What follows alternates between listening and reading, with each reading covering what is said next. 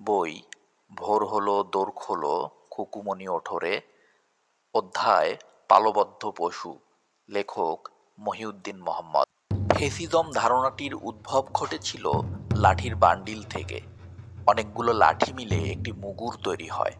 এ মুগুর যখন ভিন্ন মতের মানুষদের মাথায় বাড়ি মারতে থাকে তখন এটিকে ফেসিবাদ বলে। শব্দটি এসেছিল ইতালীয় ভাষার ফেসিও থেকে, যার অর্থ বান্ডিল। সমাজে বাস করা প্রতিটি মানুষই লাঠি। এরা যদি কোনো রাজনীতিক বা ধর্মীয় বিশ্বাসের পক্ষে একত্রিত হয় এবং ভিন্ন মতের মানুষদের উপর চড়াও হয়, তখন বুঝতে হবে সমাজে ফেসিবাদ কায়েম হয়েছে। পশুরা ঐক্যবদ্ধ হয়েছে।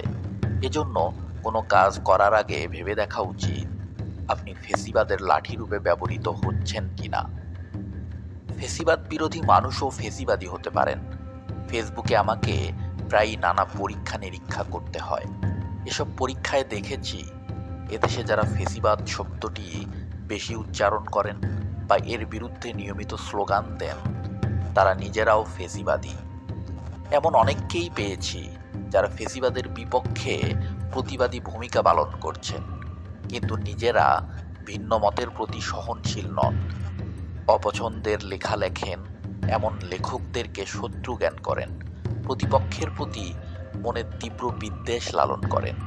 পছন্দের বিশ্বাস, প্রতিষ্ঠান, হুজুর, নেতা ও সেলিব্রিটির পক্ষে তারা যে ভঙ্গিতে পাল বেঁধে কথা বলেন এবং অপছন্দের লোকজনের বিরুদ্ধে যেভাবে সংঘবদ্ধ হয়ে কুৎসা রটান, তাতে তারা মানুষ নাকি ভেড়া এটি বোঝা কঠিন।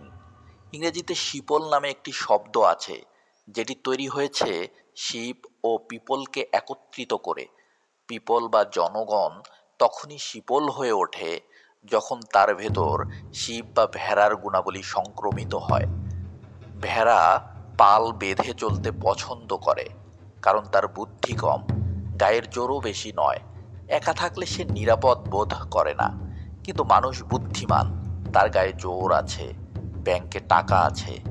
ফলে মানুষ যদি ভেড়ার মতো ইনস্টিংক্টিভ আচরণ করে, তাহলে সমাজে রাজনীতিক ও অর্থনৈতিক ঝুঁকি তৈরি হয়। দেখা যাবে নেকড়েরাই ভেড়া সেজে শিকার নিয়ে ঢুকে পড়েছে অরণ্যে।